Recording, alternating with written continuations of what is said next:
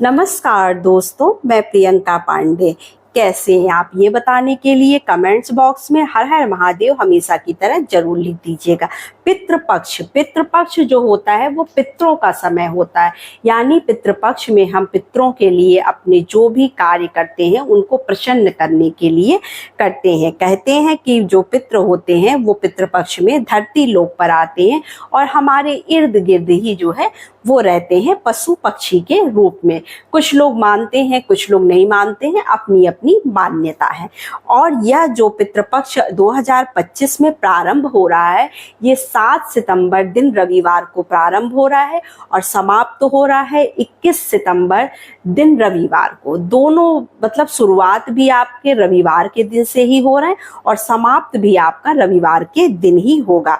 भादव मास की पूर्णिमा के दिन से यह प्रारंभ होता है और अश्विन मास में जो है ये जाकर पितृ अमावस्या को समाप्त होता है।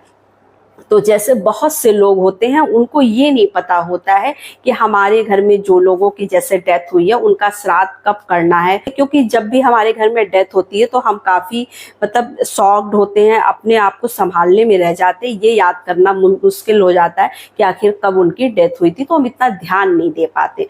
तो ऐसे में हमें क्या करना चाहिए, क्योंकि बहुत से लोगों के ऐसे प्रश्न भी हैं।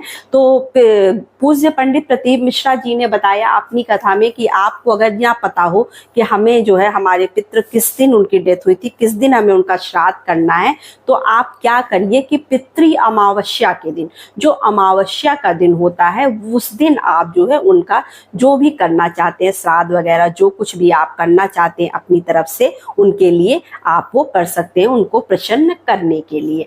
तो ये तो हो गई इसकी बात। पितृपक्ष में कौन कौन से ऐसे वृक्ष होते हैं जो हमारे पितरों के तुल्य होते हैं। तो यहाँ पर पूज्य पंडित जी ने बताया कि जो पितरों के तुल्य वृक्ष होते हैं वो पहले तो पीपल का वृक्ष होता है, बरगद का वृक्ष होता है और जो है बेल का पेड़ होता है, जो महादेव को सबसे ज्यादा प्रिय होता है।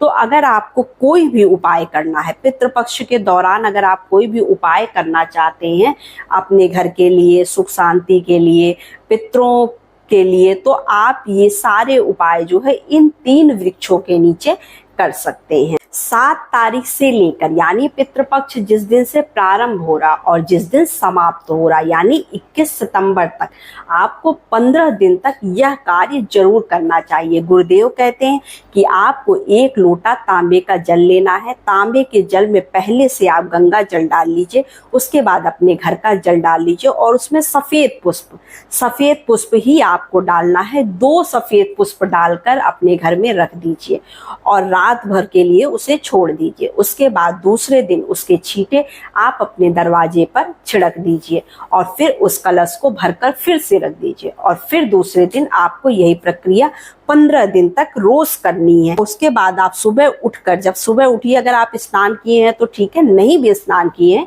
तो भी आप इस पानी का छींटा अपने घर के बाहर लगा सकते हैं। ऐसा करने से पितृ दोष नहीं लगता है और आपके जो पितृ हैं वो आपको कभी भी परेशान नहीं करते हैं। तो आपको यह कार्य 15 दिन तक रोज करना है, नियम पूर्वक आप रोज ये कार्य जरूर करिएगा। और आपको क्या करना चाहिए पितृपक्ष में, जो है जो भोलेनाथ का तो हम हमेशा ही अभिषेक करते हैं, हमेशा ही पूजा पाठ करते हैं। बहुत लोगों के ये भी प्रश्न हो जाते हैं कि जो है क्या हम पितृपक्ष में भगवान की पूजा कर सकते हैं कि नहीं कर सकते हैं।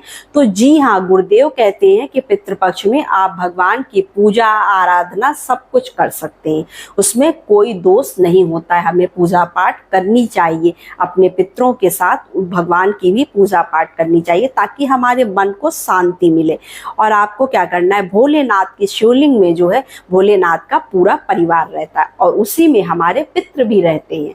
अब आपको ये बात भी नहीं पता होगी कि क्या भोलेनाथ के परिवार में हमारे पितृ भी रहते हैं। तो जी हाँ, आपके पितृ भी रहते हैं। तो आपको रोज 1 लोटा जल तांबे का लेकर भोलेनाथ के मंदिर जाना चाहिए। जल जब आप चढ़ाएंगे, अब आपको ये बता दें कि आपके पितृ रहते कहाँ पर हैं। तो आप जब जल चढ़ाते हैं तो जल चढ़ा चढ़ाते समय बहते बहते जो जलाधारी से नीचे की तरफ, जलाधारी के नीचे की तरफ जो जल गिरता है वो हमारे पितरों का स्थान होता है। और इस तरह से जल चढ़ाने से जब जल गिरता है तो हमारे पितर प्रसन्न होते हैं, तृप्त होते हैं। आप ये जरूर सोच रहे होंगे मैं तृप्त, बार बार तृप्त शब्द का इस्तेमाल क्यों कर रही हूँ। खुश, अगर हम ये कहेंगे कि हमारे पितृ खुश होते हैं तो आपको हमेशा उनको खुश रखना होगा। और तृप्त का मतलब होता है उन्हें संपूर्ण तरह से हमने खुश कर लिया है या तृप्त कर लिया है। तो इसलिए मैंने तृप्त शब्द का इस्तेमाल यहाँ पर किया है। अगर आप पितृपक्ष में देखिए पितरों के लिए दीपक लगाना चाहते हैं, मान लीजिए आप किसी वृक्ष के नीचे दीपक लगाना चाहते हैं, पीपल वृक्ष, बरगद वृक्ष, अभी आपको मैंने बताया कि जो है पितृपक्ष में जो है ये 3 जो वृक्ष होते हैं ये हमारे पितरों के तुल्य होते हैं।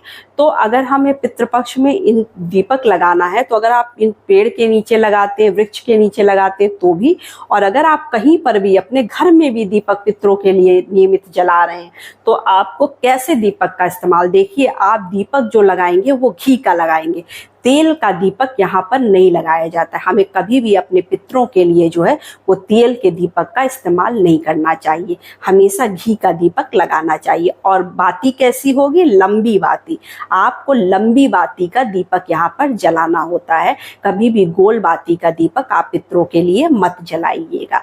आपको अपने पितरों को खुश करने के लिए अगर आप कभी भी दीपक लगाना चाहते हैं कहीं पर भी तो आप इसी तरह से दीपक लगाइएगा। अब आते हैं कि हमें क्या पितृपक्ष में जो है नए कपड़े, नए वस्त्र वगैरह खरीदने चाहिए, पहनने चाहिए? तो जी नहीं, हमें पितृपक्ष में नए वस्त्र नहीं खरीदने चाहिए। बच्चों के लिए सब माफी होती है, बच्चों के लिए आप वस्त्र खरीद सकते हैं। जैसे मान लीजिए अब पितृपक्ष में ऐसा तो है नहीं किसी का बर्थडे नहीं पड़ेगा, किसी बच्चे का बर्थडे पड़ जाता है तो आप उसके लिए पहले से कपड़े खरीद कर रख लीजिए और उसके शरीर पर डाल कर रख दीजिए, पहना दीजिए, या फिर आप नया भी भगवान को चढ़ाकर पहना देंगे। तो बच्चों के लिए माफी है लेकिन बड़ों के लिए कोई माफी नहीं होती, हमारे पितृ नाराज होते हैं। तो इसलिए हमें जो है कभी भी कोई नई चीजों का इस्तेमाल पितृपक्ष में नहीं करना चाहिए, हेयर कट वगैरह नहीं कराना चाहिए। जो भी व्यक्ति आपके घर में, जैसे जो बड़ा बेटा है, अपने पितरों को पानी देने का, बहुत लोग देते हैं, बहुत लोग नहीं भी देते हैं, लेकिन जो लोग देते हैं मैं उनके लिए बता रही हूँ कि अगर आप अपने पितरों को पानी देते हैं तो गुरुदेव कहते हैं कि उन्हें अपने हेयर कट, दाढ़ी वगैरह नहीं बनवाना चाहिए 15 दिनों तक, क्योंकि इससे क्या होता है कि हमें पितरों का आशीर्वाद मिलने के बजाय उल्टा श्राप मिलने लगता है। क्योंकि जब हम पितृपक्ष में अगर सारे नियम के साथ, क्योंकि इसमें कोई देखिए आपको माफी नहीं मिलती है, आपको अगर नियम से कोई चीज करना है तो ही आप करिए वरना आप मत करिए। तो इस तरह से हमें कभी भी कोई चीज ऐसी नहीं करनी चाहिए। तो आप हेयर कट वगैरह, दाढ़ी वगैरह मत बनाइएगा। बहुत ज्यादा इमरजेंसी है तो आपके घर में अगर बनाया जाता है तो मैं नहीं कह सकती हूँ, लेकिन हमारे यहाँ जो है पितृपक्ष के दौरान 15 दिनों के अंदर ऐसे कोई कार्य नहीं किए जाते हैं। कोई भी अनुष्ठान, कोई भी बहुत बड़ा यज्ञ वगैरह या कोई भी बहुत शुभ कार्य वगैरह हम लोग नहीं करते हैं पितृपक्ष के दौरान। जब अश्विन मास में जब अमावस्या को पितृ अमावस्या हो जाती है, पितरों का विसर्जन हम लोग कर देते हैं, उस दिन से जो है आप, जब नवरात्रि प्रारंभ होता है उसके बाद आप कोई भी मांगलिक कार्यक्रम कर सकते हैं, कोई भी शुभ कार्य कर सकते हैं, जैसे कुंडली मिलाना है, कोई भी कार्य आपका जमीन से संबंधित। बहुत लोग कहते हैं कि मेरा मकान बन रहा था तो अब हम क्या करें। अगर बन रहा है तो बनवाइए, लेकिन अगर आप जमीन ले खरीद रहे हैं, बनवाने जा रहे हैं, ईंट रखवाने जा रहे हैं तो मत रखवाइएगा, उसे आप नवरात्रि से स्टार्ट करिएगा। इस समय, इस दौरान इन सब कार्यों को नहीं करना चाहिए, क्योंकि इस बार जो ग्रहण भी लग रहा है ये बहुत अच्छा नहीं है, तो आपके लिए यह समय अच्छा नहीं होगा। तो बस यही छोटी सी वीडियो थी, छोटी सी जानकारी थी। वीडियो अच्छी लगे तो चैनल को लाइक सब्सक्राइब जरूर करिए और ऐसी ही जानकारियों के लिए हमारे चैनल पर बने रहिए। तो नमस्ते फ्रेंड्स, ओम नमः शिवाय।